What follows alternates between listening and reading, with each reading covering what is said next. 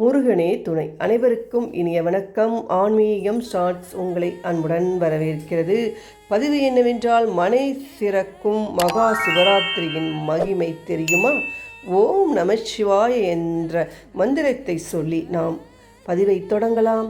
சிவராத்திரி என்றதும் நம் நினைவுக்கு வருவது இரவு கண் விழித்தலும் லிங்கத்திற்கு செய்யப்படும் பல வகையான அபிஷேகங்களும் 4 கால பூஜையும் தான். யுகம் யுகமாக நடந்து வரும் சிவராத்திரி வழிபாடு மிகவும் சிறப்பு வாய்ந்தது. அதிலும் வருடத்திற்கு ஒரு முறை வரும் மகா சிவராத்திரி அன்று விரதம் இருந்து சிவனை ஆராதித்தால் மங்களங்கள் சீரும், மனை சிறக்கும், அறிந்தும் அறியாமலும் செய்த பாவங்கள் நீங்கி மோட்சம் தித்திக்கும் என்கிறது சிவ புராணம். சிவராத்திரி பல வகைகளாக பிரிக்கப்படுகிறது.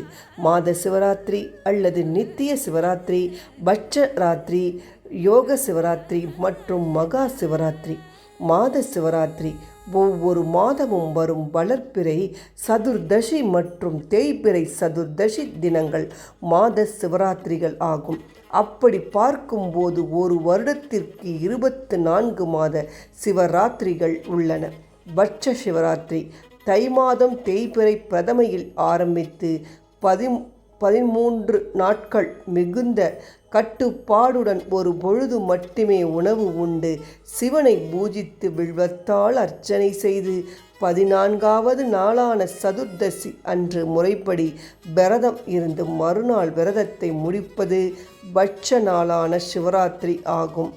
யோக சிவராத்திரி 24 மணி நேரமாக பகுக்கப்பட்டிருக்கும் ஒரு நாளை நம் முன்னோர்கள் 60 நாளிகையாக பிரித்தார்கள். சூரிய உதயம் முதல் இரவு வரை அமாவாசை திதி இருந்தால் அன்று யோக சிவராத்திரி. மேலும் திங்கட்கிழமை இரவு முழுவதும் தேய்பிறை சதுர்தசி திதி இருந்தால் அதுவும் யோக சிவராத்திரி என்று சொல்லப்படும். அதுபோல திங்கட்கிழமை இரவு 4ஆம் ஜாமத்தில் அமாவாசை திதி அரை நாழிகை பொழுதேனும் இருந்தால் அதுவும் யோக சிவராத்திரியாக கொள்ளப்படுகிறது. சிவனுக்கு உகந்தது திங்கட்கிழமை, சோமவாரம் என்பதால் இவ்வாறு கூறப்படுகிறது. யோக சிவராத்திரியின் போது விரதம் இருந்து பூஜை செய்தால் அது 3 கோடி மற்ற சிவராத்திரி விரதம் இருந்த பலனுக்கு சமம் என்பது ஐதீகம். மகா சிவராத்திரி மாசி மாத கிருஷ்ணபட்ச சதுர்தசி தினமே மகா சிவராத்திரி எனப்படுகிறது. யுகம் யுகமாக கண் துஞ்சாமல் நம்மை காத்து ரட்சிக்கும் கையிலே கடவுளுக்காக ஒரே ஒரு நாள் இரவு விழித்திருந்து அவரை நாம் பூஜிக்கும் புண்ணிய ராத்திரி அது. ராத்திர என்ற சொல்லுக்கு யாவும் செயலற்று ஒடுங்கி நிற்றல் என்று பொருள். எனவே தான் உயிர்கள் செயலற்று உறங்கும் இரவு பொழுது ராத்திரி எனும் பெயர் ஏற்றது. ஒரு முறை உலகமே இருண்டு கிடந்த மகா சம்கார காலமாகிய ஊழி காலத்தில் பஞ்சபூதங்களும் செயலற்று மாயையில் ஒடுங்கும். எங்கும் இருள் சூழ் உலகம் செயலற்று எங்கும் அமைதி நிலவும். இந்த நிலையில் சிவபெருமான் ஒருவரே செயலற்றுவார். அவரை அடுத்திருக்கும் சக்தியான தேவி உலக உயிர்களை மீண்டெழச் செய்திட இரவு முழுதும் விழித்திருந்து மறுநாள் பொழுது விடிந்து சிவ பூஜை செய்து உலகம் மீண்டும் தழைக்கும் என்ற வரத்தை பெற்றாள். அதோடு தான் சிவ வழிபாடு செய்ததை நினைவு கூறும் விதமாக அந்த இரவை சிவராத்திரியாக அழைத்து முறைப்படி விரதம் இருந்து இரவில் 4 கால சிவபூஜை செய்வோருக்கு மங்களங்கள் யாவும் தந்து நிறைவில் மேலான பதமும் தர வேண்டும் எனவும் வேண்டினாள். ஈசன் அவ்வாறே வரம் அளித்தார். ராத்திரி என்ற சொல்லுக்கு அளித்தல் என்ற பொருளும் உண்டு. உலக உயிர்களும் மோட்சத்தை அளிப்பவர் சிவபெருமான். எனவே சிவராத்திரி என அழைப்பதாகவும் கூறப்படுகிறது. ராத்திர என்பதற்கு பூஜித்தல் என்பதும் ஒரு பொருள். ஆக சிவனாரை பூஜிக்க தகுந்த இரவே சிவராத்திரி என்றும் கூறுவர். உணவும் உறக்கமும் உயிருக்கு பகை. இந்த இடத்தில் உணவு என்பது வினைகள். அதனை செய்ய வினைகள் 3 திரும்ப திரும்ப பிறக்க நேரும். உறக்கம் என்பது மாயைக்குட்பட்டு மயங்குதல் ஆகும். ஆக உணவு நீக்கம் என்பது வினைகளை அகற்றுதலும், விழித்திருத்தல் என்பது ஆன்மா தன்னை உணர்ந்து கொள்வதும் ஆகும். இந்த தாத்பரியத்தின்படி மகா சிவராத்திரி தினத்தில் ஊன் உறக்கம் ஒழிப்பது என்பது உண்மையில் வினைகளை வென்று ஆன்மாவானது தன்னை உணர்ந்து கொள்வதாகவே என சிவராத்திரி விரதம் குறித்து அற்புதமாக விளக்கம் தருவார்கள் ஆன்றோர்கள். ஆதியும் அந்தமும் இல்லா பராபர வஸ்து ஜோதி ரூபத்தில் இருந்து லிங்கமாக வெளிவந்து பின்னர் லாவண்ய ரூபத்தை அடைந்த புண்ணிய தினம்தான் சிவராத்திரி. சிந்தை மகிழும் சிவராத்திரியில் லிங்க தரிசனம் செய்வதும் வழிபடுவதும் விசேஷம். லிங்கத்தில் இருந்தே அனைத்தும் உருவாயின. அதை போன்று இறுதியில் லிங்கத்தில் எல்லாம் அடங்குகின்றன. படைப்பு, காப்பு, அழிப்பு ஆகியன அதிலேயே அடங்கியுள்ளன என்கின்றன புராணங்கள். சிவ ஆலயங்கள் விளங்கும் பிரதிஷ்டாலிங்கங்கள் பிரம்மன், சிவா மற்றும் விஷ்ணுவை குறிக்கும் வகையிலேயே அமைகின்றன என ஆன்றோர் விளக்குவர். திருக்கோயில்களில் அருளும் சுயம்பு லிங்கத்திற்கு அமையும் பீடம் பிரம்ம பாகமாகவும் நீர்விழும் கோமுக பகுதி மகா விஷ்ணுவாகவும் போற்றப்படுகின்றன என்பர். ஆக சிவலிங்க தரிசனத்தால் மும்மூர்த்தியின் அருளையும் பெறலாம். சிவராத்திரியின் மிக முக்கியமான அம்சம் இரவில் நடக்கும் 4 கால பூஜைகள் தான். சிவன் அபிஷேக பிரியன் என்பதால் விதவிதமான பொருட்களை அபிஷேகம் செய்வார்கள். அதைப்போல் நேவேத்தியமும் வேறுபடும். முதல் காலம். இந்த காலத்தில் சிவன் சோமஸ்கந்த ரூபத்தில் வணங்கப்படுகிறார். அப்போது அவருக்கு பஞ்சகவ்ய அபிஷேகம் நடக்கும். அது முடிந்ததும் கலபம் சாத்தி சந்தன பூச்சு செய்து சிவப்பு பட்டு வஸ்திரம் சாத்துவார்கள். பச்சை பருப்பு கலந்த வெண்பொங்கல் நைவேத்தியம் செய்வார்கள். பழங்களில் வில்வம் பழம் முதல் காலத்தில் நைவேத்தியம் செய்யப்படுகிறது. ரிக்வேத பாராயணம் நடைபெறும். விளக்கெண்ணெய் கொண்டு தீபம் ஏற்றுவர்.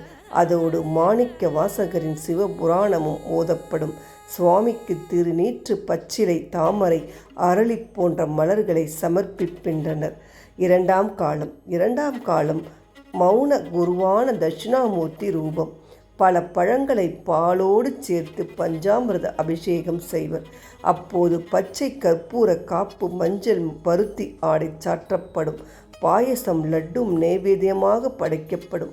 பழாப்பழம் இந்த காலத்துக்குரியது. யஜுர்வேத பாராயணம் நடைபெறும். அதோடு தாமரையும் வில்வமும் சமர்ப்பிக்கப்படும். இலுப்பை எண்ணெய் தீபம் ஏற்றப்படும். ருத்ர தாண்டகம் என்ற திருத்தாண்டகம் ஓதப்படும்.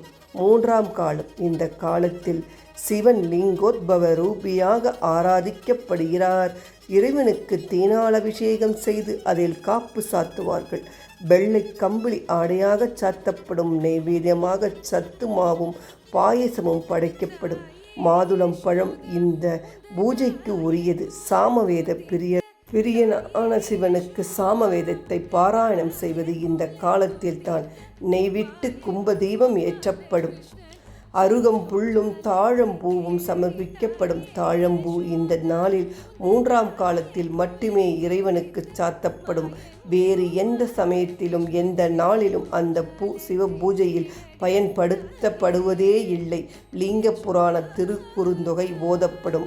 மூன்றாம் காலத்தில் லிங்கோத்பவ ரூபியாக சிவன் வழங்கப்படுவதால் லிங்கத்திற்கு அபிஷேகம் ஆராதனைகள் நடக்கும். அதே நேரம் கருவறைக்கு பின்னால் உள்ள லிங்கோத்பவ மூர்த்திக்கும் அபிஷேக ஆராதனைகள் நடக்கும்.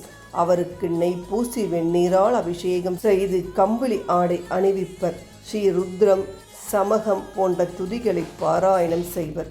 சிவ சகஸ்திரநாம அர்ச்சனை செய்து பொரி உருண்டை, எல் சாதம் முதலியன நைவேத்தியம் செய்யப்படும். நான்காம் காலம் சிவஸ்ரூபமாகவே லிங்கம் வழிபடப்படுகிறது. அப்போது கரும்புச்சாறு அபிஷேகம் செய்து கஸ்தூரி காப்பு சாத்தப்படுகிறது. பச்சை வண்ண மலர்களையே ஆடையாக அணிவிக்கப்படும். கோதுமை, நெய், சர்க்கரை சேர்த்த உணவினை நைவேத்தியம் செய்வர். அதர்வண வேத பாராயணம் நடைபெறும். நல்ல எண்ணெய் விட்டு மகாமேரு தீபம் ஏற்றப்படும். எல்லா விதமான மலர்களும் கலந்து சமர்ப்பிக்கப்படுகின்றன.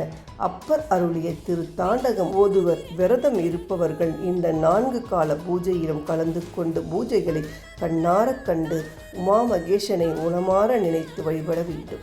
இந்த 4 கால பூஜை முடிந்தவுடன் சற்று நேரத்தில் காலம் அதிகாலை நேரம் வந்துவிடும். அப்போது மறுநாளுக்குரிய கால பூஜைகள் நியம்படி நடக்கும். அதோடு உச்சிக்கால பூஜையையும் சேர்த்து முடித்து விடுவார்கள்.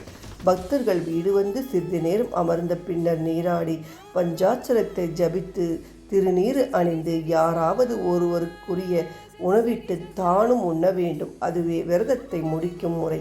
அவ்வாறு செய்தால் எல்லா நாணமும் சித்தியும் கைவர பெறுவதோடு அவர்கள் ஆசைகள் அனைத்தும் நிறைவேறும்.